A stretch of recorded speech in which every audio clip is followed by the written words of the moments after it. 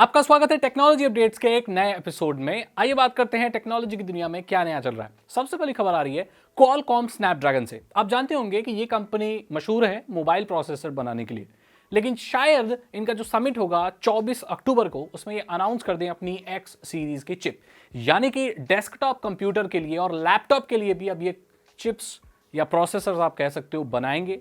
तो आगे आने वाले जो बजट वाले या हाई एंड वाले लैपटॉप या कंप्यूटर होंगे, ऐसा हो सकता है कि बहुत ही जल्दी आपको क्वालकॉम की चिप्स देखने को उसमें मिले।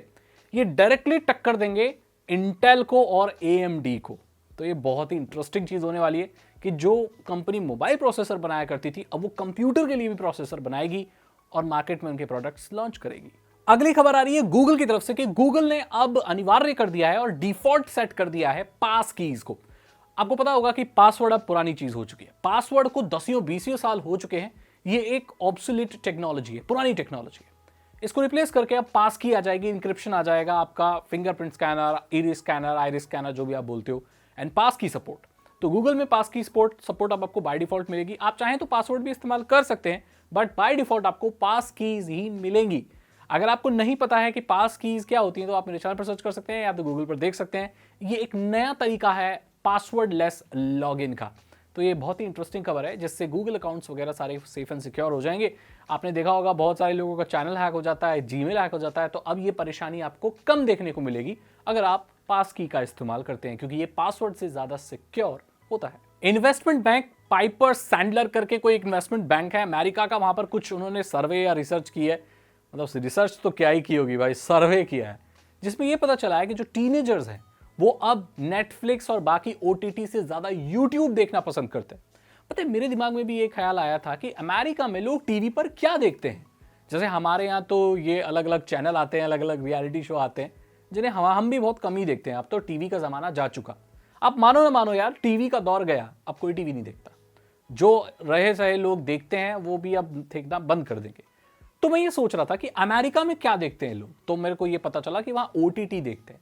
लेकिन अब ये चीज भी बदलती चली जा रही है, वहां पर यूट्यूब ज्यादा देखते हैं। टीनेजर्स ने एक्सेप्ट किया है कि वो ओटीटी से ज्यादा यूट्यूब पे फ्री कंटेंट देखना पसंद करते हैं, क्योंकि उनको कोई सब्सक्रिप्शन नहीं लेना पड़ता, कुछ भी नहीं करना पड़ता, और फ्री में आप कुछ भी देख सकते हो। तो अगर आप सोच रहे हो कि भाई अमेरिका में क्या देखते हैं, तो वहाँ वो अलग ही चलता है भाई, ओटीटी टीवी कोई नहीं देखता वहां पर। और वहां ज्यादातर अब ओटीटी से ज्यादा यूट्यूब देखा जा रहा है। ये बहुत इंटरेस्टिंग चीज है। आपको पता है एक एक्टर है जिनका नाम है आफ्ताब शिवदासानी। ये 90s में काफ़ी पॉपुलर थे। 90s एंड 2000 के एरा में इनकी काफ़ी मूवीज आया करती थी।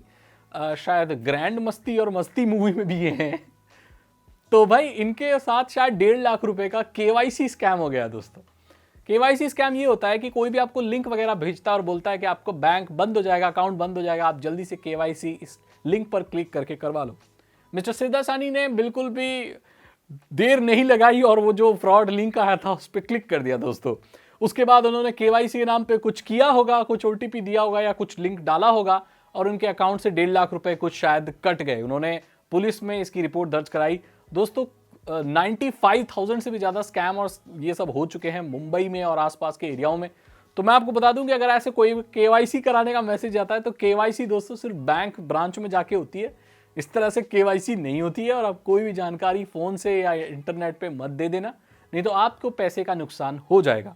बड़े बड़े एक्टर्स के लिए 1.5 लाख रुपए कोई मायने नहीं रखता, लेकिन एक मिडिल क्लास फैमिली के लिए 1.5 लाख अगर चले जाएं तो ये बहुत बड़ी रकम होती है। तो ध्यान दें और ऐसे झांसों में बिल्कुल भी ना आए। इंडियन साइबर एजेंसी जो है सर्ट इन जिसे कहा जाता है, उसने एक नोटिस जारी किया है कि भाई एंड्रॉयड 11, 12, 13, ये जितने भी एंड्रॉयड है भाई, अब सोच के चलो 11, 12, 13, ज्यादातर जो पब्लिक है ना 80-90%, वो यही एंड्रॉयड चला रही है। और सबसे भयंकर बात यह है कि इन तीनों में ही वल्नरेबिलिटी पाई गई, जिससे हैकर इसका फायदा उठा के आप पूरा कंट्रोल अपने हाथ में आपके फोन का ले सकते हैं। जरा सोच के देखो यार, 90% पब्लिक जिन एंड्रॉयड को इस्तेमाल कर रही है उसमें वल्नरेबिलिटी है। अब क्या ये खतरे वाली बात है दोस्तों? नहीं, क्योंकि इसे आप अपडेट कर सकते हो। अच्छी खबर यह है कि इसे आप अपडेट कर सकते हो। तो आप कोई भी फोन इस्तेमाल करते हो और उसमें अभी अगर अपडेट आया है तो यथाशीघ्र उसको अपडेट कर लीजिए। सवाल ये उठता है कि जिन लोगों के फोन में अपडेट नहीं आया है उनका क्या? तो दोस्तों वो वल्नरेबल है। तो ये तो बहुत बड़ी इससे प्रॉब्लम है इसीलिए कहा जाता है कि आप ऐसा एंड्रॉयड फोन खरीदो जिसमें रेगुलर अपडेट आते हों।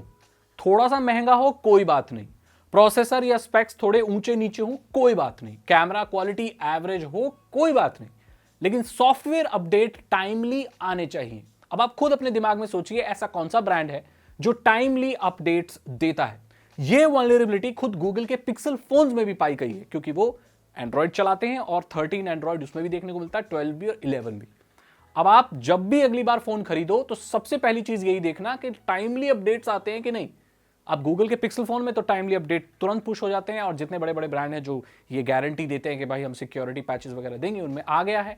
अब जो बेकार ब्रांड के फोन है उनमें नहीं आया और वो इस्तेमाल करने लायक नहीं बचे हैं, चाहे वो फोन आपने 2 महीने पहले ही क्यों ना लिया हो। ये एक बड़ी खबर है। तो अपने कंपनी वालों से देखो, बात करो भाई, ब्रांड से जो भी आप फोन इस्तेमाल करते हो, अपडेट आया है तो दे दो भाई, नहीं तो फिर तो दिक्कत ही है ना। फिर तो जल्दी से अपडेट कर लीजिए। और दोस्तों अगली खबर आ रही है माइक्रोसॉफ्ट विंडोज से कि माइक्रोसॉफ्ट विंडोज ने एक लूप होल को फिक्स कर दिया है। ये लूप होल दरअसल ये था कि विंडोज 7 और 8 की कीज जिसके पास हैं वो फ्री में विंडोज 11 में अपडेट कर ले रहा था। मतलब जिन लोगों ने विंडोज 7 खरीदी थी या विंडोज 8 खरीदी थी उनको एक्स्ट्रा पैसा नहीं देना पड़ रहा था और वो विंडोज 11 में अपडेट करके पूरी फुल विंडोज चला दिया करते थे। तो ये बंद हो गया दोस्तों, और जिन्होंने कर लिया अपडेट अब उनके लिए भी एक्टिवेशन की मांग रहा है। अब आपको जेन्युइन विंडोज 11 ही खरीदनी पड़ेगी। अभी पता नहीं विंडोज 10 से फ्री अपग्रेड हो रहा है कि नहीं, पहले हो रहा था बट 7 से तो कोई सवाल ही नहीं उठता। तो ये लूप होल है, फिक्स कर दिया गया है इसको, और अब आपको जेन्युइन पैसे खर्च करने पड़ेंगे विंडोज 11 इस्तेमाल करने के लिए। हालांकि अगर आप चाहें तो फ्री भी डाउनलोड करके विंडोज 11 को इस्तेमाल कर सकते हैं, लेकिन वो एक डेमो वर्जन होता है, आपको एक्टिवेट करने के लिए बार बार बोलता रहेगा। लेकिन आप चाहें तो उसे फ्री में इस्तेमाल कर सकते हैं, कोई परेशानी नहीं है। ISO आपको फ्री मिल जाते हैं, डालिए, कोई कुछ भी करने की जरूरत नहीं है, डालिए, फ्री में इस्तेमाल कीजिए। जब ओवर हो जाए पीरियड तो फिर नहीं डाल लीजिए, या उबंटू यूज कर लीजिए, विंडोज यूज ही मत कीजिए। जैसे भी है, खबर मैंने आपको दी थी। अगर आपको ये वीडियो अच्छी लगी तो इसे लाइक करें, अपने दोस्तों के साथ शेयर करें। साइबर सिक्योरिटी और एथिकल हैकिंग में इंटरेस्ट है तो डिस्क्रिप्शन चेक करें। 299 रुपीज के 3 एथिकल हैकिंग कोर्सेज है, आसान भाषा में आपको एथिकल हैकिंग सिखा देंगे। मैं मिलता हूं आपसे अगली वीडियो में। Thank you so much and good